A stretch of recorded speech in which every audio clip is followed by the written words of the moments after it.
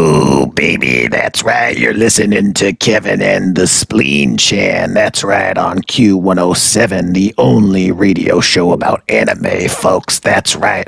We listened to the podcast and got ourselves the idea to make our own Spleen Chan, and we got Kevin Chan in the studio. What's up, Kevin Chan? Hey, I wish I was a cute avatar like you. That's adorable, Spleen Chan. Did you not get the Kevin avatar that we sent you? No, it didn't make it on time. Hopefully next week. Well, today on the show, we're covering episode 4 and 5 of Evangelion on today's episode of Anime Binge Club. Hit the scene, Kevin Chan. Oh, Spencer's muted himself somehow, but not on his microphone, but in Zoom. All right, thanks, folks. We got Jeff in the house. That's why we cut to him. We got Ryan in the house. That's why we're cutting to him. We can't actually cut. You can't cut cameras like that, can you, Kevin? It just kind of chooses its own thing. Yeah, pretty much. Yeah, it's Anime Binge Club, folks. What's up? Just before we introduce our guests, who I kind of half introduced poorly, just some quick top of the show notes.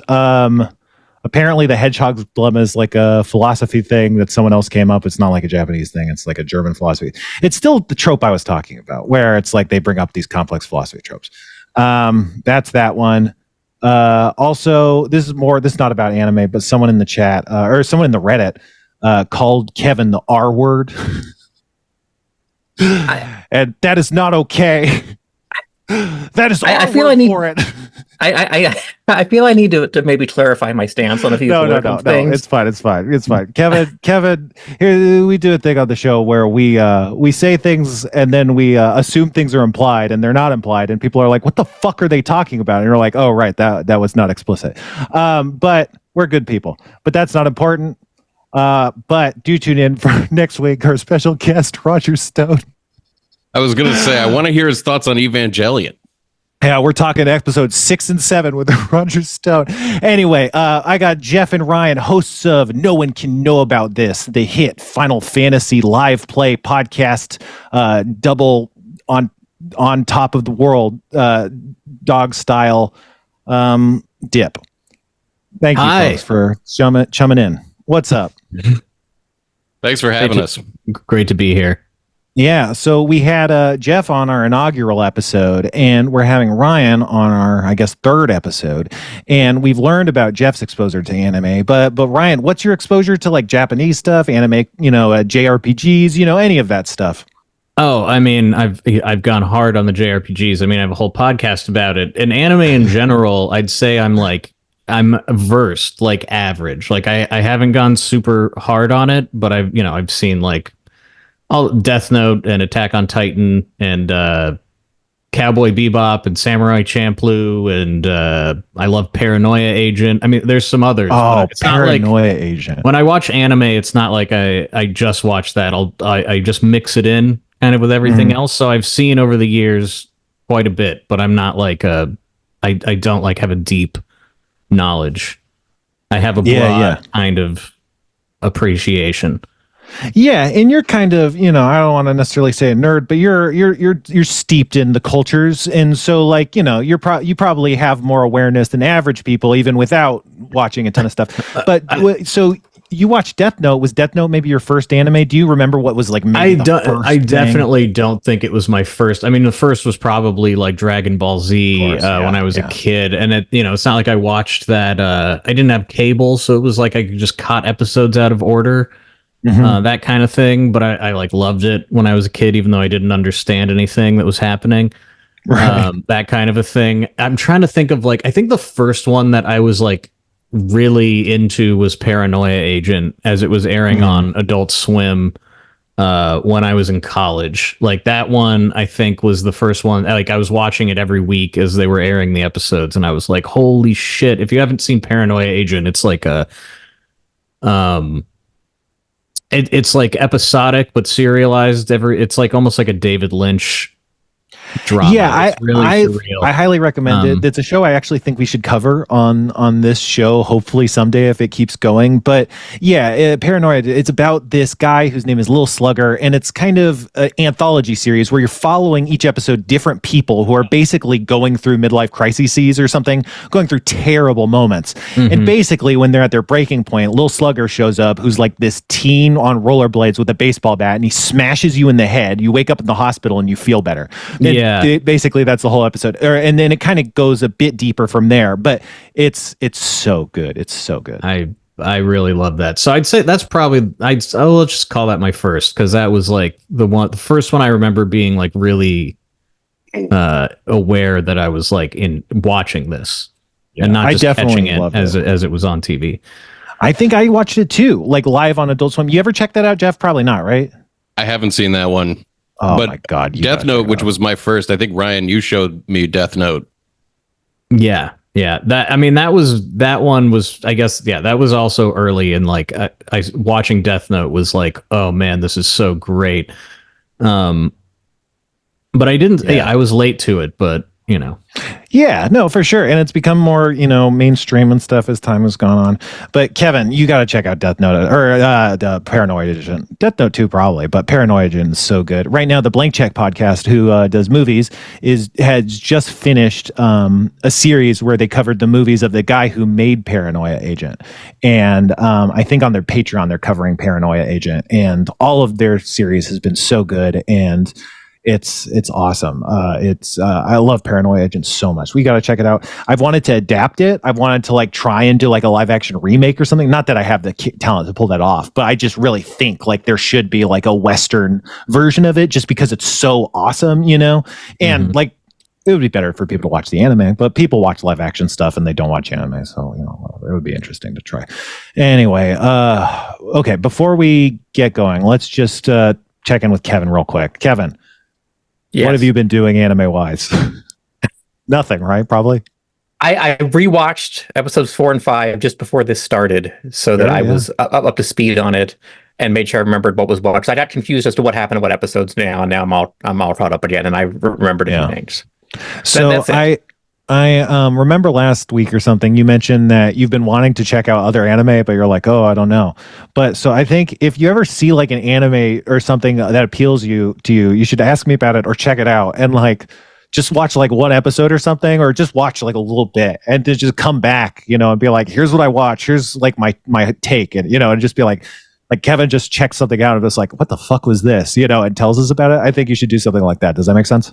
That sounds like a lot of fun. Yeah, like I come across a lot of it. I don't really know where to jump in on a lot of stuff and things like. So that's where you touch base with me. Yeah. I'm up for that. If you maybe you can point me towards some either some really beginner friendly anime or just some going to psychologically stormy stuff and nowhere in between. One or the other. That's great. I'll send you some stuff. But okay, all right. Well, thanks. Yeah. Thanks everybody. Oh boy, we got to get in the studio. All in the stomach together and really chop it up about anime. Let's talk. Episode 4. Do you guys have any immediate thoughts about episode 4? The broad first thoughts shooting from the hip. Episode 4. I had a thought about just like a high level thing about the animation in this and also just anime in general, which is about how static the backgrounds are a lot of the time, which I feel like is a decision that allows them to be more detailed with them, and because they don't have like wind blowing through that's actually like rustling leaves, but you still believe that the world is alive. And I felt like Harmon Quest made similar philosophical trade-offs in the animation, budgeting and stuff like that, in that like these to maximize the feeling of the world that they were in. And I was thinking about how it works even better in Harmon Quest in that context, because like there are already characters who are standing over a map. Like there are real people who are not the characters standing over the map. And then in the animation, they're kind of like these half characters on this like real fantasy world, because they're both Dan Harmon and the character that he's playing. And then So it's like almost like the characters are removed from the world that they're in that context, but like the world is like fully realized in the backgrounds.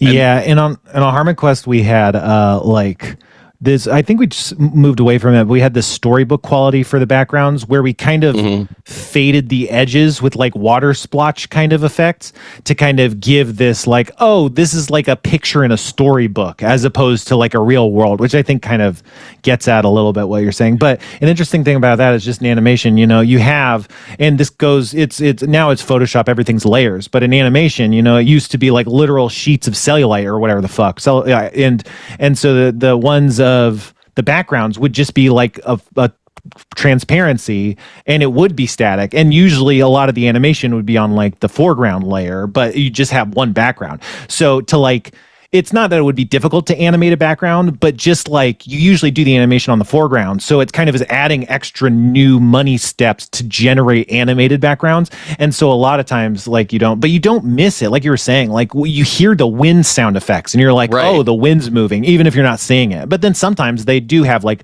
an extra shot and they fade back and forth, and that feels like movement, but it's just a slow fade between two static images. Yeah, it really, your brain fills in the gaps and it feels like a complete animation to me. I wish more things took those kinds of trade-offs, but I was even thinking about how in JRPGs, like especially PlayStation era JRPGs, like on our show, we're doing FF9 and you're a guest on it right now. And they have these unbelievably rendered detailed backgrounds that are fairly static. You know, sometimes they have these like bits of smoke that are kind of moving or something, but mostly you're these like Lego pieces that are farting around on like, they've drawn the pathways for your characters to walk, but you really like feel like you're a part of this. I feel like the backgrounds being the most important thing, and then how much actual movement and how much character stuff is like, you can minimize it and do a lot more with it. And I wish I saw more stuff doing that because it's cool. Yeah. I think also part of that is because of the technology. I think nowadays everything looks like flash animation or whatever. It's all the same stuff. Yeah. You know, I don't think that it looks as dynamic, but when it was physical medium, so it was like the backgrounds were more painted, whereas the characters were more of this like inked kind of like pen style, you know, that juxtaposition is really strong. Whereas like, I think you have to have pretty strong clashing aesthetics of background and foreground to get like a similar juxtaposition. It's definitely doable. You see it sometimes in like Steven Universe, but yeah, it's a lot harder to do well, I think, because of the cheapness of animation. But I also just love how much anime revels in like the little details of life, like the sounds of a train car locking together and getting up to speed when you're like alone at a train station, just listening to that. Or like they revel in like the way water flows down a drain or food cooks. And it's like, that's the detail that they'll put a lot of like more movement into. And it's like it makes the whole world feel really real. I love it. Yeah, it's really good. I don't know if this is related to it, but there's this idea called like healing content in Japan, where they make stuff that's kind of meditative and it's supposed to be peaceful. And all of those shots you're describing feel like they have a lot of that spirit. And I don't know if that's intentional or what, but yeah, it definitely feels like culturally something they care about putting in their media. This episode also, like, I don't want to get to it yet because it's at the end, but I mean, like, you know, just first of all, the show in general is like masterfully directed. Like every image is so striking. And then there's so much in the sound design. Like at the very end, there's like this part where it's like a still image with just sound playing over it. It's like one of the most effective things I've seen in a long time. And the use of lighting too. Yeah, like, I think the slowness is so effective though. But like just the holds on these long shots. Actually, Jeff, me and you talked about that in the first episode. Is these long pauses? They're just really emotional, and I think that's kind of what Ryan was getting at a little bit. I mean, specifically the moment where the train pulls away and he's still standing there. It holds on both of them, looking at each other for like 30 seconds, like for a long time. But yeah, and I thought this episode was great. Like a really good come down and deepening of the characters after the first few. One thing I just for my history with this show, I watched the first couple episodes like a long time ago and was like, obviously this is a masterpiece. I have to watch it, and then I just didn't. So I'm really happy to be watching it now. Same with me. But for sure, it's so good. But the way that it like begins you out knowing almost nothing about the world at all, and then you don't hear anything until he's like sitting in class.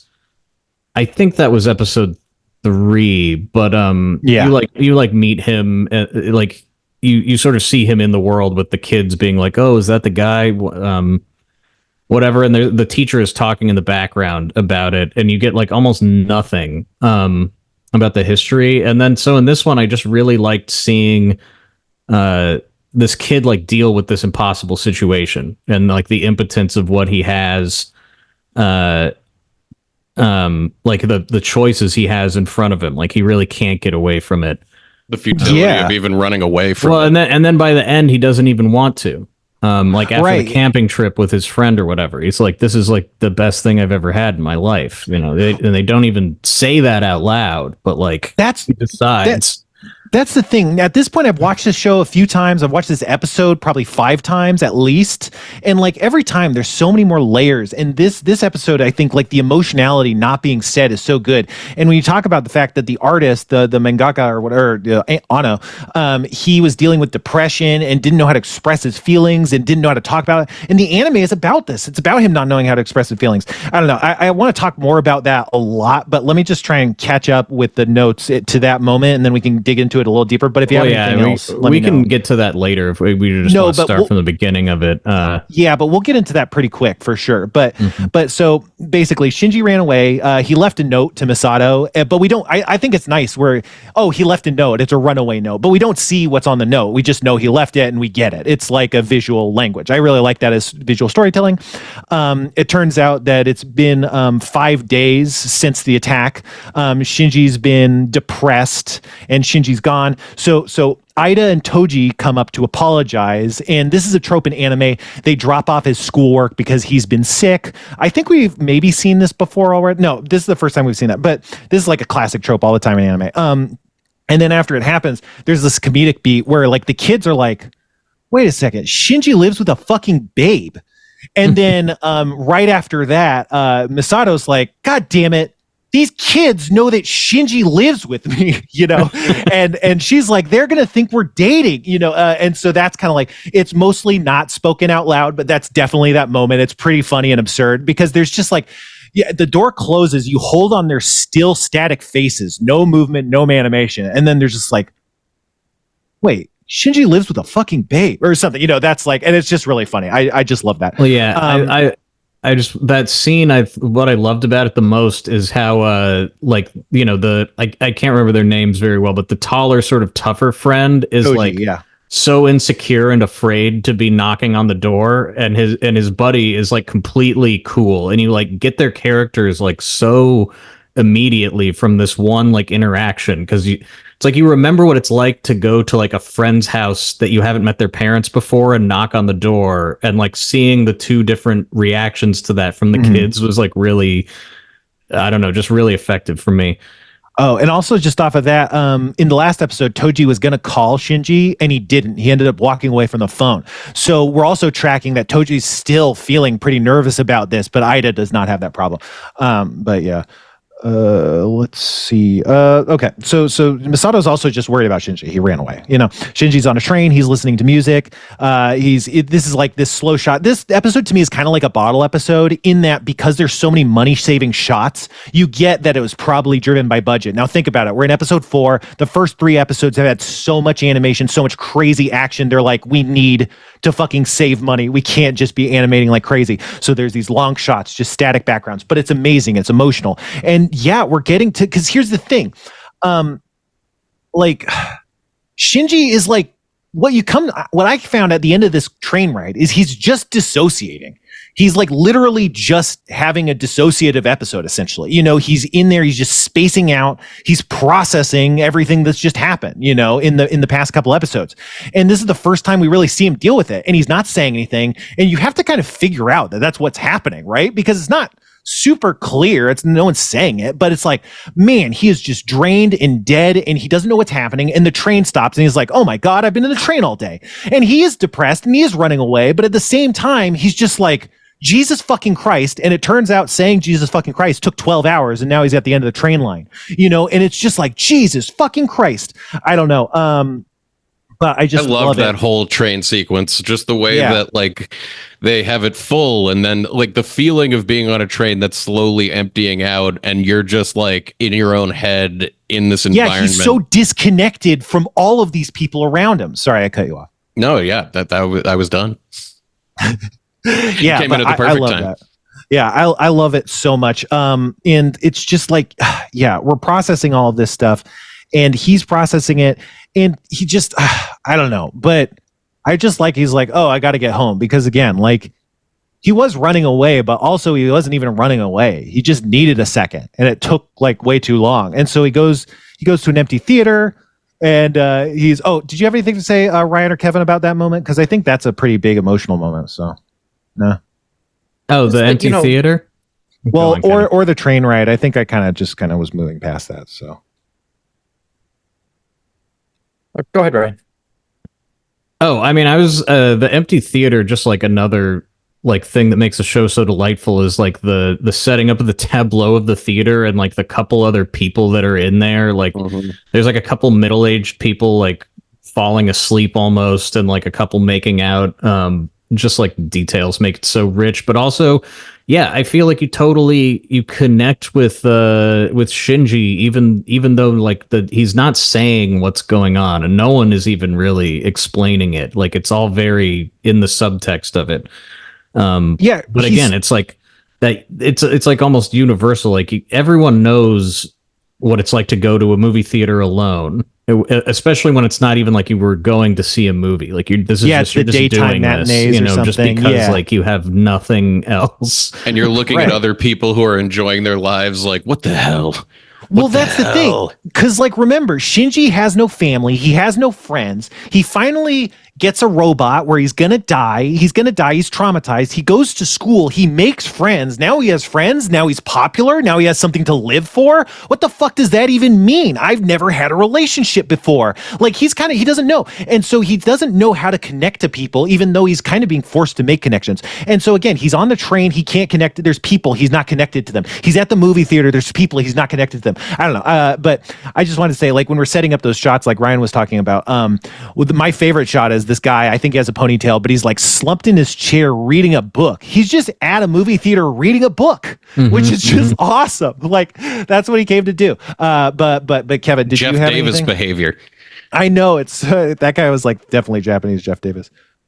No, what I found the most striking about all of this whole episode is just really like, like you're seeing him kind of stand up for what he wants and him not doing what he's told, so to speak, and how depressed that's making him and how hard that is for him. And that's something that really resonated with me, was just how traumatized he was by doing what it was he wanted to do or not do what he didn't want to do, or, that kind of thing. And just how lost that made him feel and that kind of thing. And that the way this episode communicated that emotion is something that's really hard to put into words, but it communicated. Yeah, I really felt that, like, whenever they're like, okay, you're resigning or whatever, and he's kind of going along with it, and there's just this feeling of like, this isn't really good or what I want. Like, you can tell how bad. To me, it was feels. Really what art is meant to do, which is like express an emotion that another human being had experienced. And I could feel the vision in the show that the creator had in terms of expressing what it feels like when you're walking around depressed like that.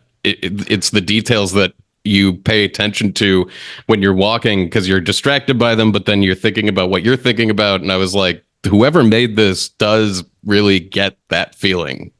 Yeah, but also I think it's like, I think you can kind of put your own stuff onto it, because like I think you're wondering what he's thinking about and you're going through different stuff, but then at the end it's like he's kind of maybe thinking about different stuff than you thought. I don't know. And it's, you kind of are in different places with it and you're wondering where he is at different spots in it. Like when he's looking at the couple making out, his eyes are dead. Like they're dead when he's in the Ava doing this training where he looks just like he's dissociating. So he looks at them with dead eyes.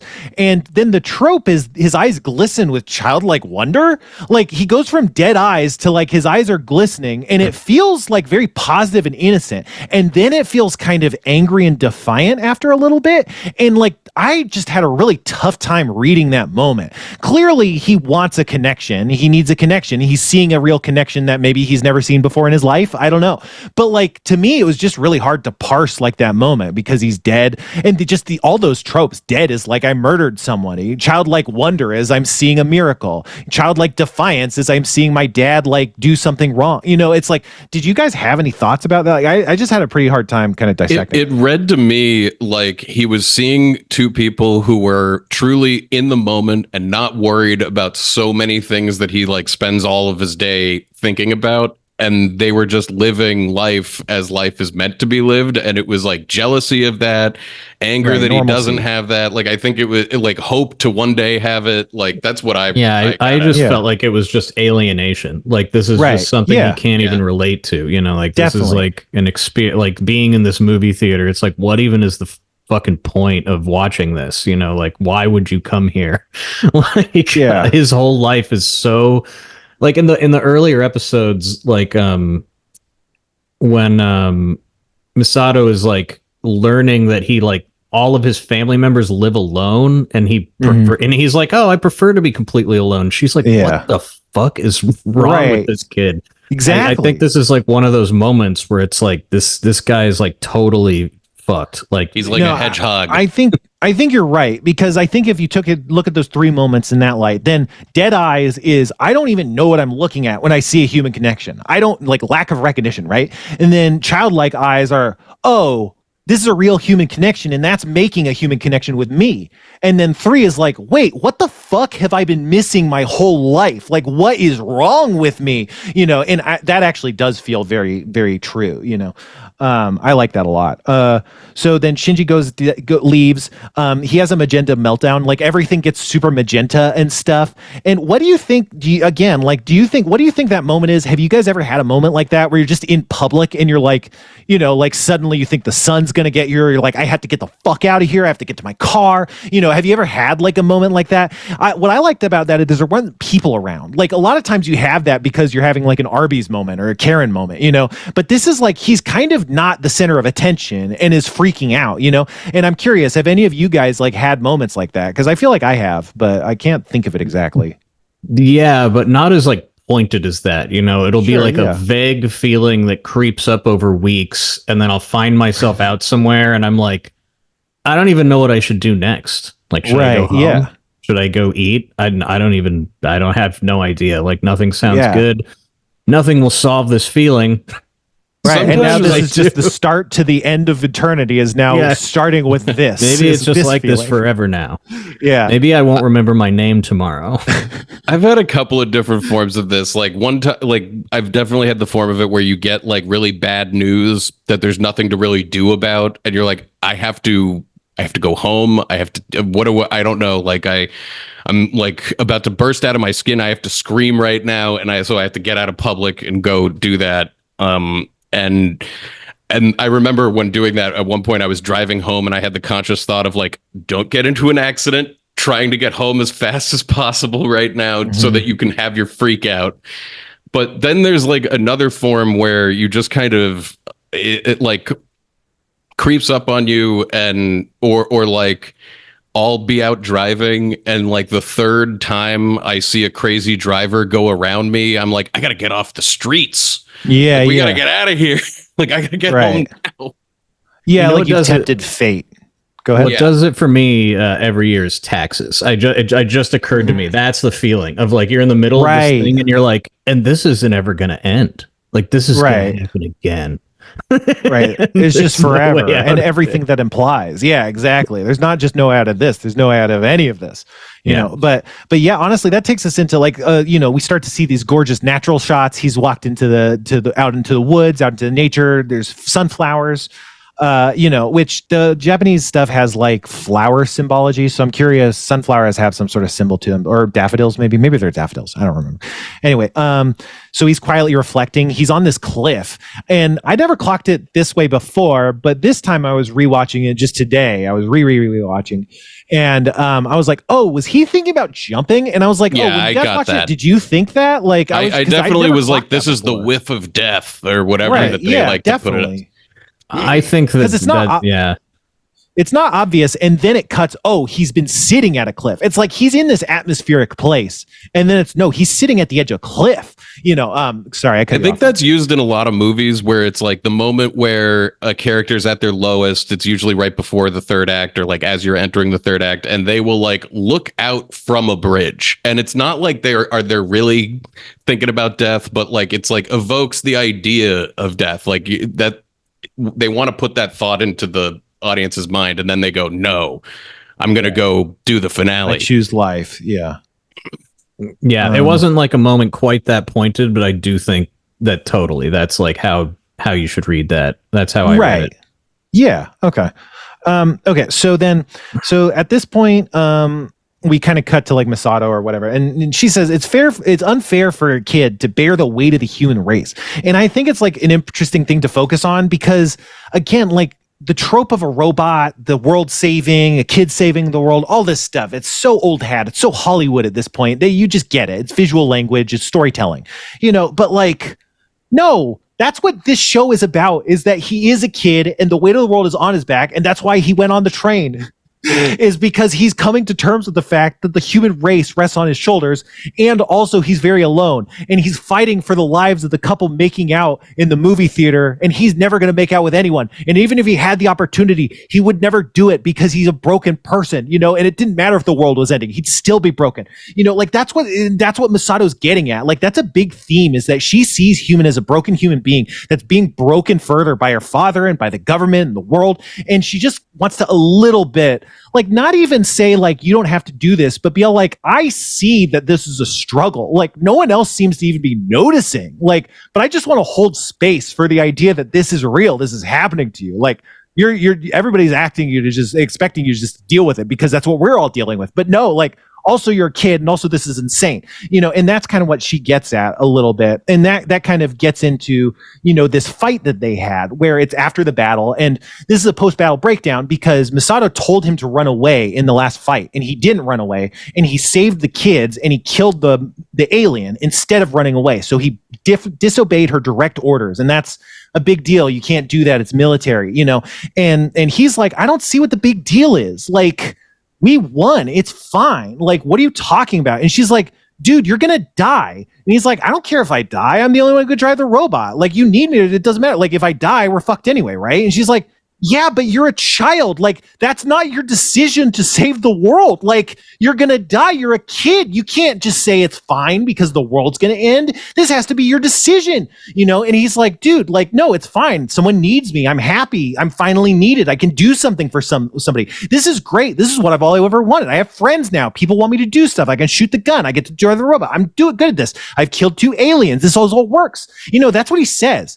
And then you see he kind of squints and his eyes are like, no, I am scared of dying. I hate this. This is all a lie I'm telling myself, because I am getting validation finally, and it's just a tiny look, but that betrays the whole thing because he says all this stuff. It's all fine. And if you don't see that look, it's like, oh, I guess it's all fine. I guess he likes it. But it's like, no, he's really destroyed of it. And it completely changes the meaning of everything he's been dealing with in this episode.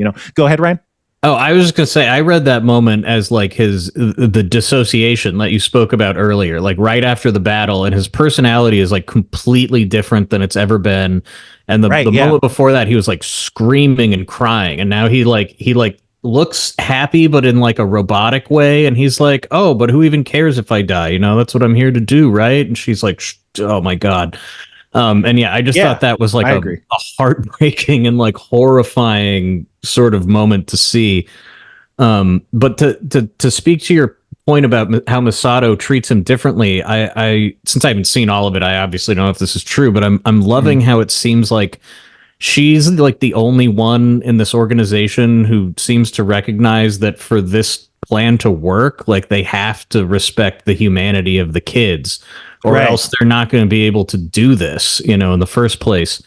Whereas everyone else just is like, can't even, like, it's too like painful to think about what they're doing to the kids. It seems like they don't even want to consider that they should treat them differently because it's like so intense.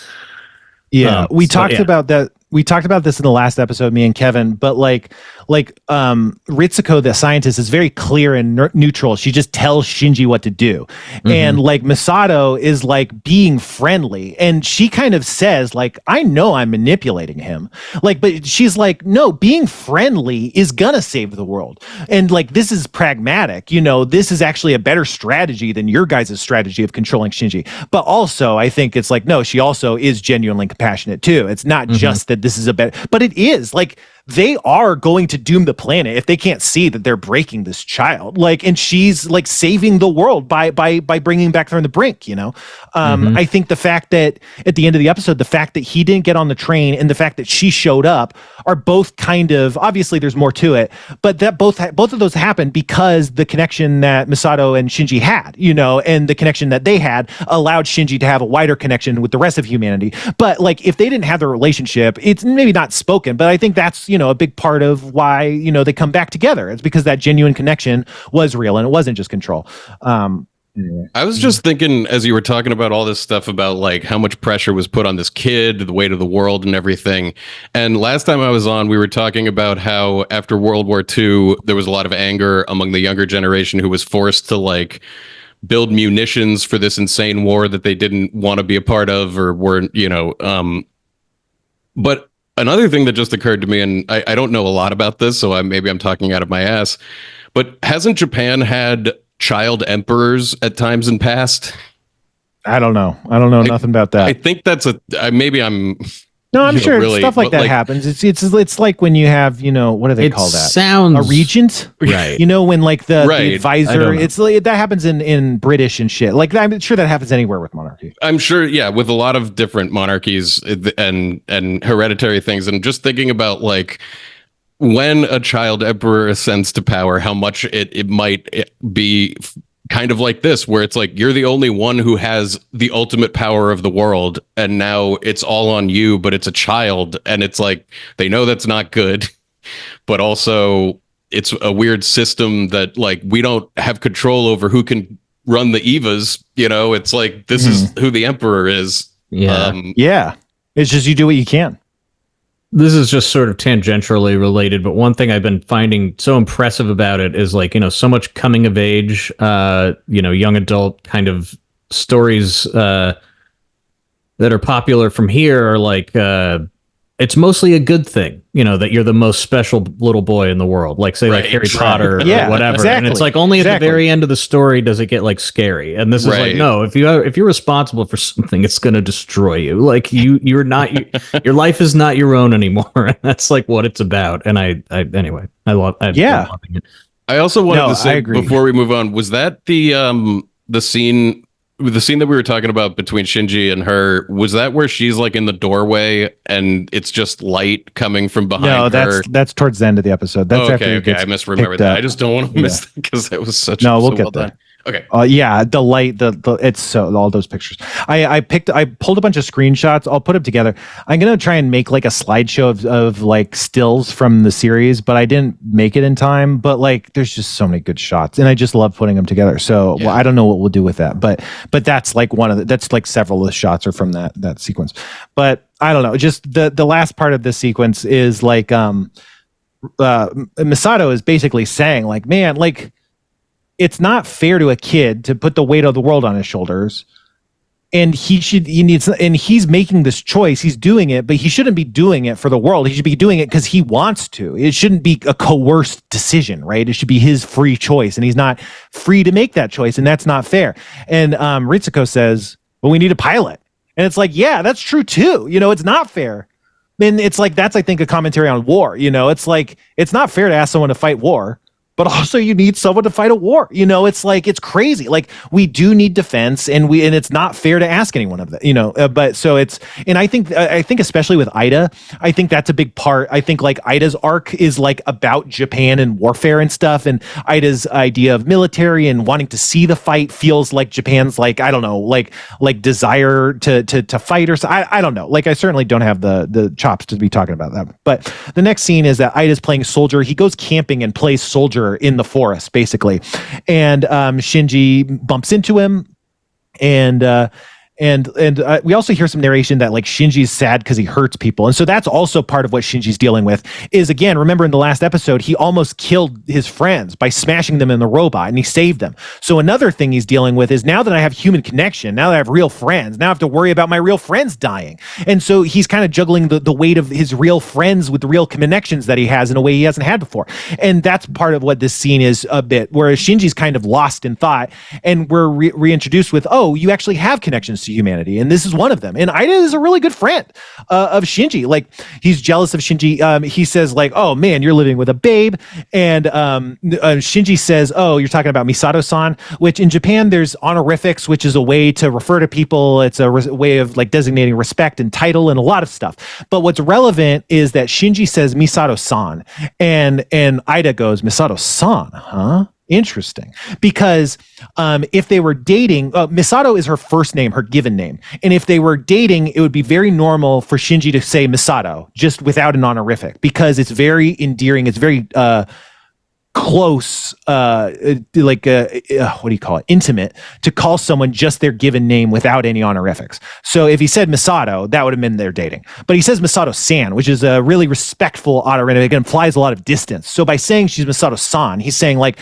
this is a lady that I know. This is like an aunt of mine. Like, he's saying I'm not dating this person. And so that, like, he says Misato-san, and that tells Ida, oh, you guys aren't dating. Interesting. And so then Ida's like, Jesus Christ, dude, you live with a babe. You get to drive a robot. I'm so jealous of you. And Shinji's like, nah, dude, like, your mom would worry. Essentially, he's saying like, no, like, we're all gonna die. I'm gonna die. All I think about is dying. Everybody dying. Everybody's gonna die. Everything, death. And then Ida's like, no, dude, I don't have a mom either. Which is, first of all, like, I don't have anything to live for. A lot of us don't have anything to live for. But also, like, I know you personally. I know you, Shinji, don't have a mom. I don't know that Shinji said that, but like, Ida knows that. So like, that's another level of this connection that he's formed. And Shinji probably doesn't know that, but Ida knows him so well, he knows he doesn't have a mom, you know? So like, it's just like, and then they go to sleep, you know, and they're sharing food together. It's just like, this is like, I think, the apotheosis or whatever of like, Shinji he's connected to humanity. He was afraid of it. He's having the hedgehog's dilemma, and now he's reconciled it. He's coming back to humanity. And you know what happens? Do you guys want to talk about any of this? Sorry. Oh yeah. I was going to say, this is like the, the redemption of like the lonely movie theater scene. It's like, you're feeling like shit about yourself, and then suddenly you realize, wait a minute, I do have friends. What am I talking about? Yeah. And I just really loved it because, even watching it, even though it's all like the show is all, the subtext is so amazingly delivered in every scene. But yeah, because when he's talking to him, you realize, like, I was asking myself the question, like, are you sure you want to leave, man? Like, this is pretty good, isn't it? Yeah. Like this camping trip, it was great. Yeah, no, it was really great. Jeff, do you have any thoughts? Not exactly, but I did want to have some real-time follow-up that there was a very child emperor in Japan, at least at one time, who ascended at age 2, but died by age 6. Oh, so yeah. I just wanted to at least say that real quick. Heavy is the head of the child emperor. Heavy is the head that is a child emperor. Okay, so let's see. All right.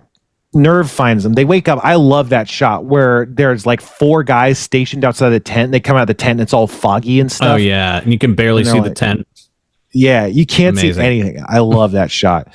But so yeah, they have to go back. Apparently, we find out that Shinji's been gone for 2 days, and we learn that the reason Shinji's doing this is because one of the reasons is because he feels that he has to, and they're like, you don't have to, Rei will do it. And he's like, Rei's not going to do it. She's like injured. She's like dying. You can't put Rei through this. Are you crazy? I'm doing this because you guys are so fucked up that you would do this to a girl.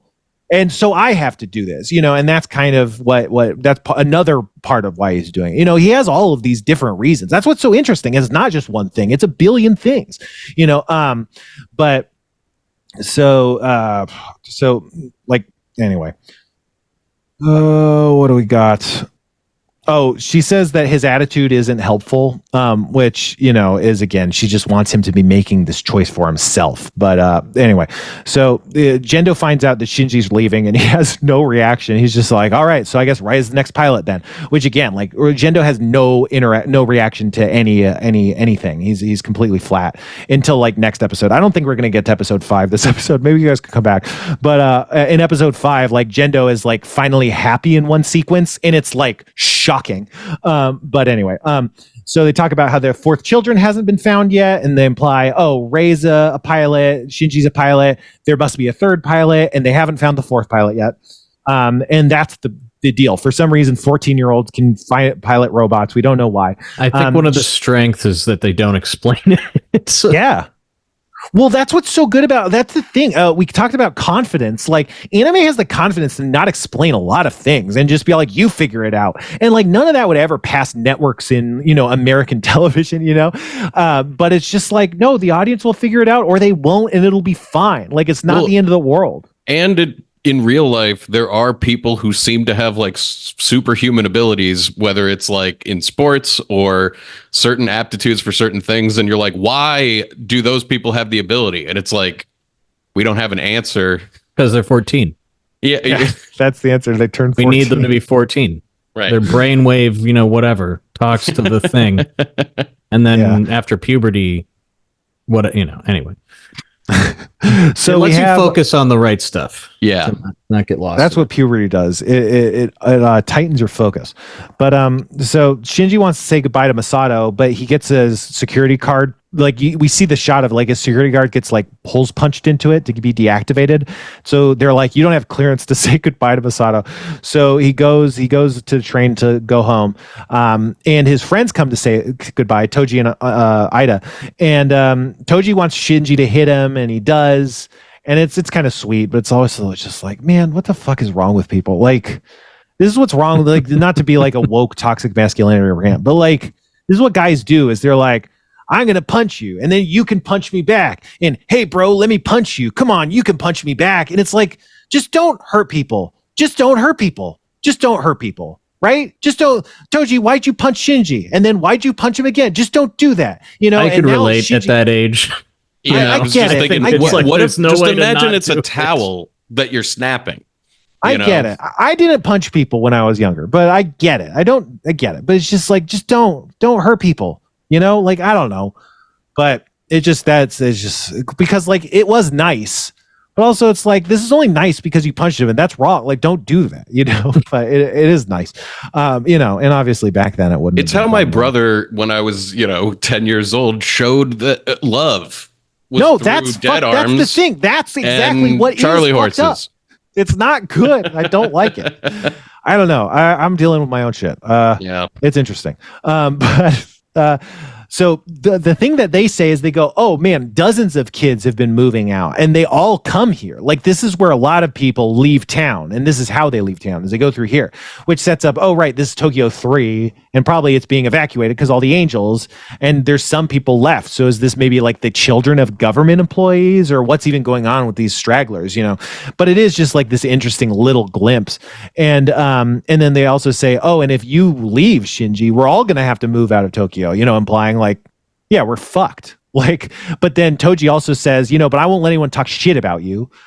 Because I get it, because they saw what he was dealing with, and he's I'll beat up anyone who says anything, bad about you. And again, it's just this nice moment where they're yeah, we're fucked, and you're leaving us to be fucked. But also we understand, because that's how fucked up that was, that moment we all had together. I don't know. But I really like this whole thing. what you guys have any thoughts about that moment? And then also he says I'm a piece of shit. I suck. You should punch me. I suck. I'm bad. And then he gets dragged off, and then Masato goes like, he talks like that because he doesn't know how to express his feelings. And it was so interesting because when I was watching it, I was like, what is he talking about? Like, what are you talking about? You're fine, bro. And then he's saying all that shit, and she's like, oh, he doesn't know. And then I was like, oh, I do this. Like, I literally do this exact thing. Like, I go like, here's what I'll do. I'll publicly shame myself in front of someone else, and then they'll understand my feelings. And it's like, that's not how that works. Like, that's not just say, and I don't know, but it's interesting. And it's also interesting that I seen this before and I just never noticed it until that time. It's like, oh, I deal with this too. And that's why I didn't notice it. But yeah. Anyway. I mean, I guess that would be my same defense for the kids hitting each other. It's like people dealing with emotions that they don't know how, and they can lash out or they can melt down, but they just have no way to cope. Mm-hmm. And again, that's so core to what this series is. And again, Ano was he was depressed when he was writing it, and he was exploring that on purpose or not on purpose, but it's so cool how it's so heavily baked into just every bit of the substance of this thing, But so another thing that when Miyasato says this, she's also saying he's being in the robot, he's doing the robot to be loved more than anything else. It's not just to save humanity. It's also finally I'll be loved. And man, that's pathetic. That's fucked. What are we doing? What is the government doing? And so Shinji's on the train, or he's at the train. He's about to get on. And then he hears someone say Gambatane. Did you guys clock whose voice was that? Or Kevin, did you know whose voice was that? It sounded kind of like Masato's voice, but maybe it was his mom or something. I don't know. Do you know? No, and I was hoping the subtitle would say, and it didn't say, so I have no idea. Did you guys have? I thought it was meant to be a mystery. Yeah, I don't know if it's his mom or Masato. To me, it sounded like her voice, Masato's voice, and the mom's not in the series, I don't think. Her photos in a picture in the opening sequence. But did you guys have any thoughts about what that might have been?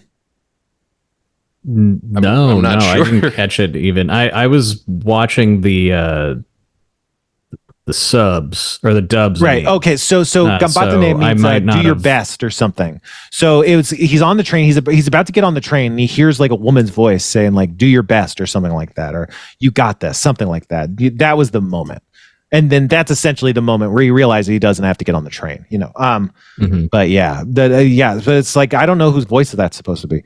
But anyway, let's say I think it's probably supposed to be Masato's. I mean, it could be.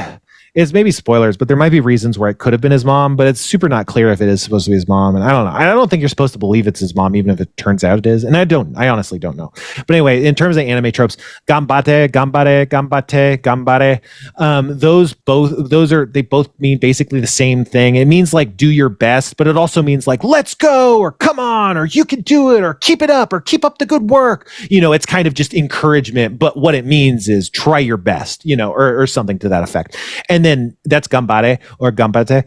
And then when you have the ne, gambatane, ne is like an intensifier. It makes it more extreme. So it's try your fucking best, or something like that. So it's and so what he heard there from this disembodied voice, this woman's voice of support, is just try your best, kid. Encouragement.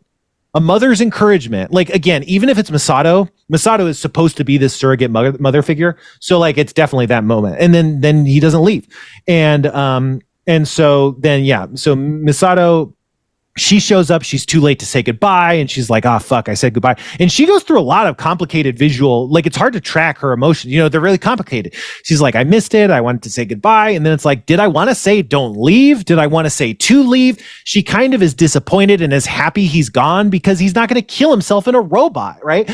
So it's really complicated. What did you guys have any read on their feeling, what the feelings that she was going through were? The sense I got is that she really regretted what she said to him in that when he wasn't following her orders, and she got mad at him, and that she sort of realized this isn't what she wanted either. The sense I got was that they both simultaneously kind of realize that this isn't going exactly how they want it to, and they're hoping she's going there hoping that he won't be leaving, but thinking he's going to be gone. She thinks she just missed him when she pulled up. Yeah, I agree. That's how I feel about it. Yeah, it's like I think it's like she's disappointed, but feels like maybe it was the right thing for him to go. But she is sad, and she's realizing that she is sad about that, and she's like, "Oh, I did really." You mean like as the train is pulling away, and she's like sitting like outside of her car? Yeah, I think that's the feeling of like, I'm like the regret of like I should have left earlier. I should have said something different. Like there's like a moment of like it's too late, right? Now, and I have to accept it. Yeah, and so I think it's before or after. So Shinji says Tadaima, which means I'm home, and Masato says Okaya ni nasai, which means welcome home. And so again, in terms of anime tropes, when you come home, or when you leave home, you usually say like I'm going out, and then they say goodbye or whatever. And there's two, I can't think of the words for that, but it's like, it's general greetings and politeness to do. And then when you come back, you say like Tadaima, I'm home, and then they go Okaya ni, welcome home, and that's what family says to each other. So emotionally and symbolically in this moment, they're kind of accepting the fact that they are family a little bit. And when Shinji first moved into Misato's house, when he's first seeing the house full of trash, like he says Okayari or Tadaima, and then she says Okayari. And so that's like he's moving in, and so he's moving in, I'm home, and she's like, welcome in, you're moving in. And this is the same moment where he's like, welcome home, and she's like, or he's like, welcome home, and he's like, I'm home. Kevin posted chats, and they changed the Zoom, so it's harder to see the chat now. Fan scripts, I said it was Masato's voice. Yeah, I think it is supposed to be Masato's. It sounded like her voice, and I don't know what was the mom's voice supposed to sound like, because I don't think we ever hear her. But yeah, so I think again, it's because this is the human connection. Masato is allowed to connect to humanity. But anyway, what I was going to say is Okayari Nasai is, again, it's like a double intensifier. So she's saying it with more intimacy and more intensity than she said it the first time when he moved in. So it's like kind of coming back to this moment and putting a much stronger point on it. And then there's this beat where I don't know if this is intentional or not, because this is probably what the announcement would have sounded like.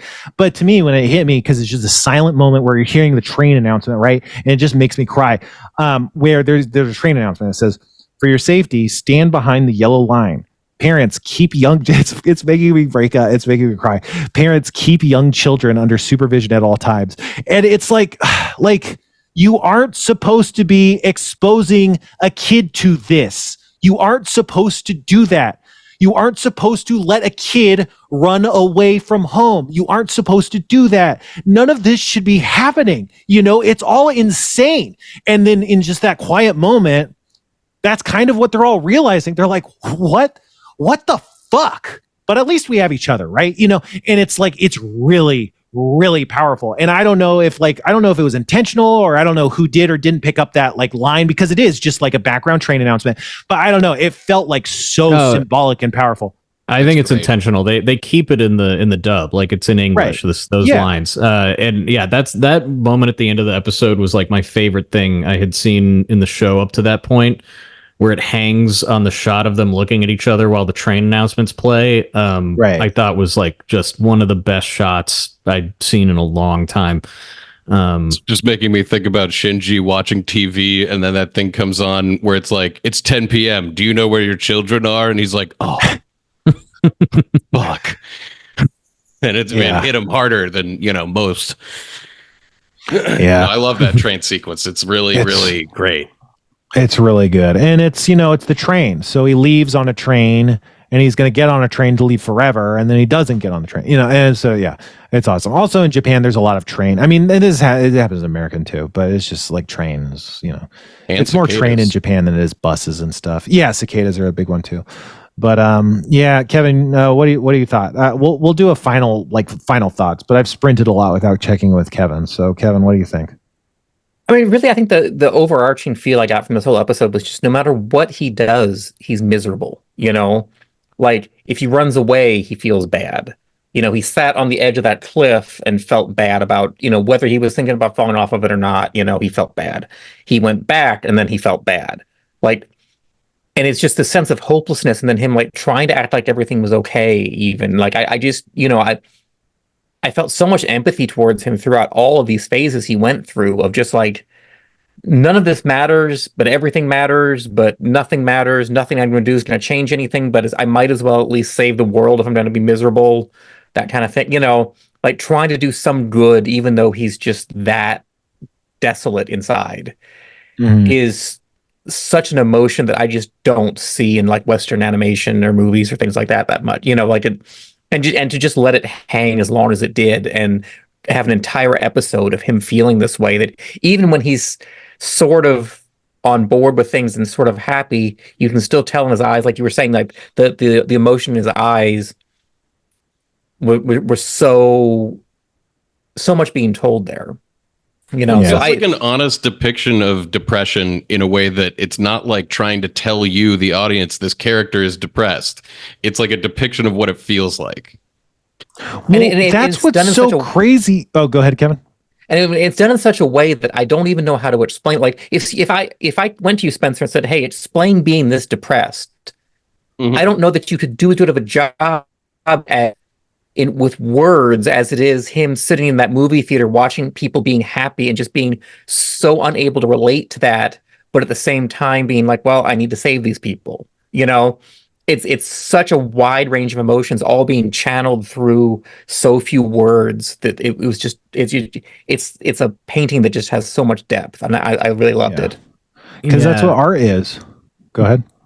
Part of what I just love about it so much, I mean, this episode, it's really at the forefront, but it's not like the episode or the show is about, he's got to solve his depression. The depression is his like problem, and don't worry, because we're gonna find a solution, or someone's gonna come help him. It's like explaining to you, like, no, this is his state, and this is what he has to deal with, and this is it's so much. I feel like it's just so much more honest and mature than like any Western television show ever could be about it, because it's not promising you that like, once he does the right thing or whatever, he's gonna turn the corner and like everything's gonna be fine now. There is no like objective to it, like it's there to solve the depression, but the main objective is like, I just need to cope, like I need to get through this, like there's no option. I loved that about it.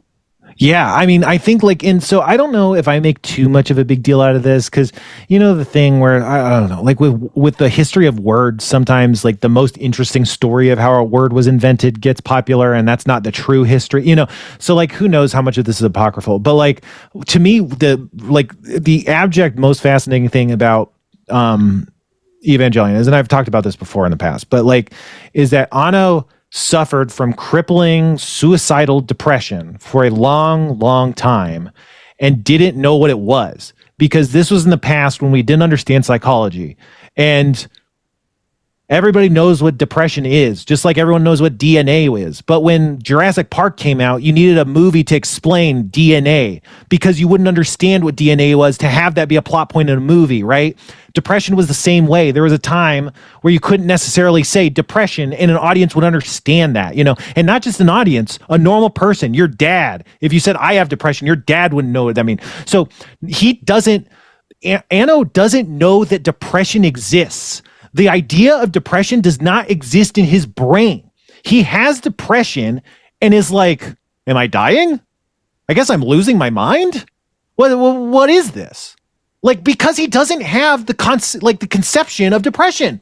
He's losing his mind and being like, what the fuck is happening? And is making an anime, and the anime is like, what the fuck is happening?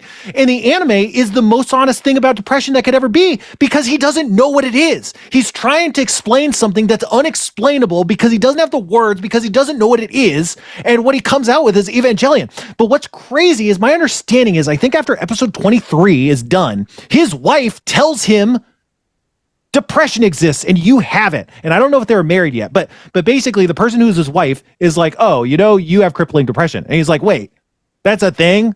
And then he goes through this diagnosis ecstasy where it's, what I have has a name and it can be fixed. And it's not, I'm a broken person, I have depression. And so the last episode is like really controversial, but you have to understand that the last episode is like someone who's made an anime trying to understand why he's dying, and the answer coming to him and being like, you're not dying. And that's the anime that we're watching right now, is this guy's mental break. And it's fucking the best. It's incredible. And like, again, I don't know how apocryphal that is or how real it is, but it's incredible. We've had a crystallized breakdown, and it's just like one of the best piece of art ever made. You know, it's amazing. Sorry.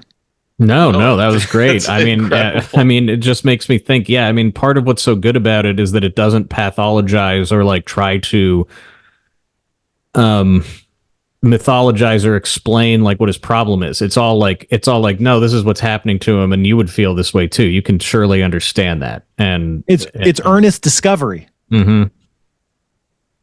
Yeah, it's really brilliant stuff.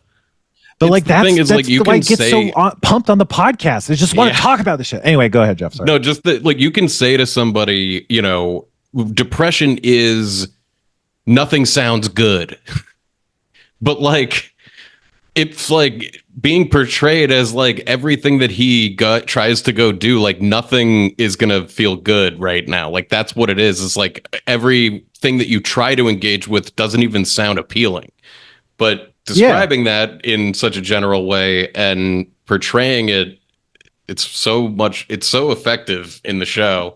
Well, it's just because I have such a bone to pick with, like, you know how many times I've been told, like, oh, your character can't be depressed, no one will like it, and I'm like, what the fuck? Like, I hate it here.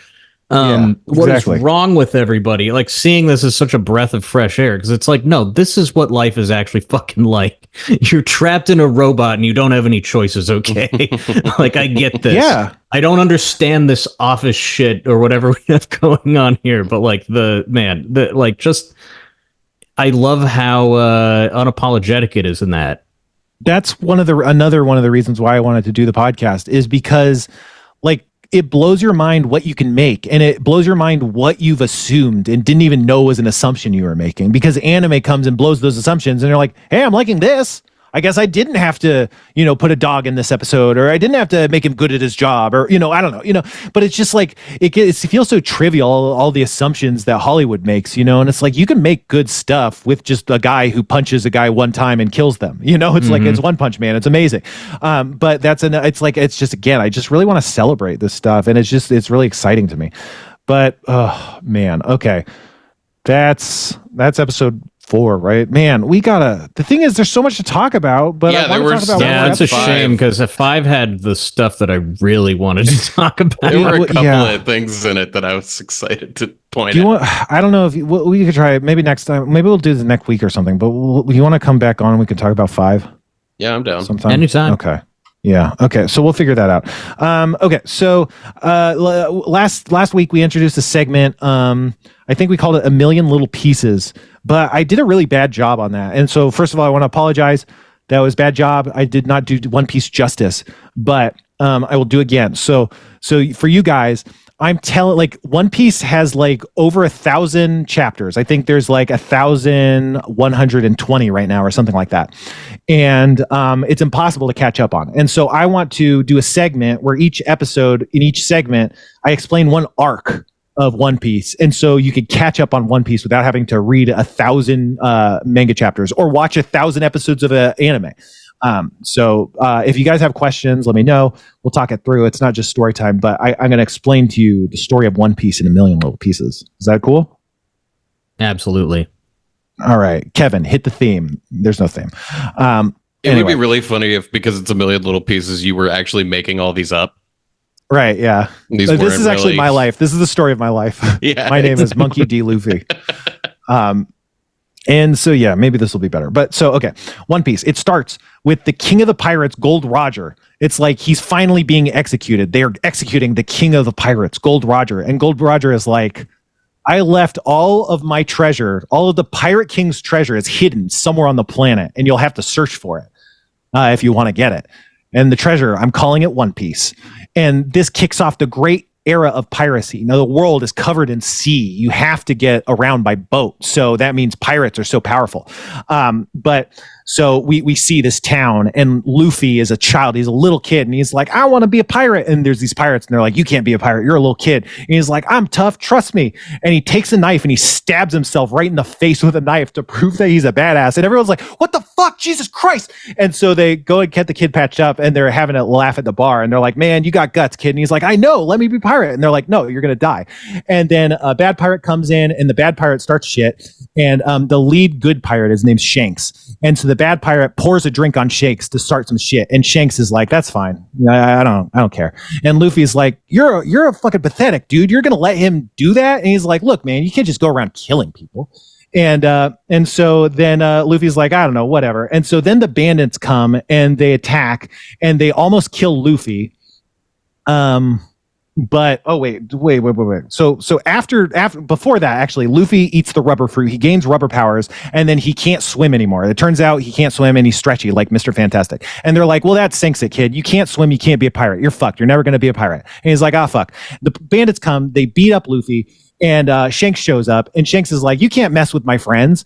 And then they're like, oh, you want to fight? You were a punk last time. You let me walk all over you. And he's like, yeah, because you could treat me however you want. I don't care. But you can't treat my friends like this. I'm going to kill you. And then he just shoots, like he tells one of his men to shoot a guy in the head. And so now someone's dead. It's like a comic, and so someone's dead. It's crazy. And so they just kill everybody. And they're like, yeah, let me be a pirate. And they're like, no, you can't be a pirate. And anyway, the lead bandit gets away. He takes Luffy hostage. And Shanks saves Luffy, and sorry, Jesus Christ, this is bad. So the bandit, he steals Luffy. The bandit gets eaten by a sea monster who's about to eat Luffy, but then Shanks swims up, saves Luffy, and he gets his arm bitten off by the sea monster, but then he glares at the sea monster, and the sea monster just runs away. And so Shanks lost his arm. He saved Luffy. Shanks goes off to sea. Luffy wants to be a pirate. 10 years later or something, Luffy grows up. He's like a teenager. He's like, now I'm strong enough to go to sea. He goes to sea on his own. He fights the sea monster, and now he beats the sea monster with one punch. And now he's ready for One Piece. So then he goes and meets Kobe. Kobe's a little kid. He saves Kobe. Kobe's a kid and Luffy's a kid. And Kobe's like, you wanna be a pirate? Pirates are bad. And Luffy's like, I don't care. And Kobe's like, I want to be a Navy. That means we'll be enemies. If I'm in the Navy and you're a pirate, we'll be enemies. And he's like, no, whatever, that's cool, your dreams are cool. And so then they team up. They go and meet Zolo, who's a pirate hunter, and Zolo is being held captive by the Navy. It turns out the Navy is fascist. They're killing people. They're killing everybody. They're trying to kill children. And Luffy saves Zolo and gets in a fight with the Captain Morgan. And so they fight.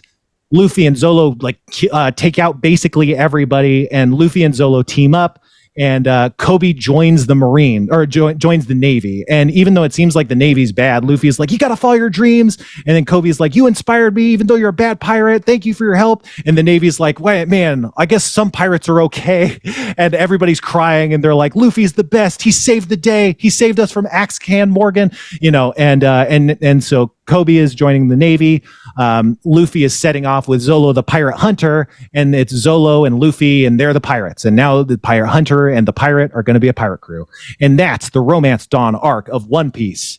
And that wasn't that much better, but it was a little bit better. Anyway, that's our show. We're out of time. Sorry.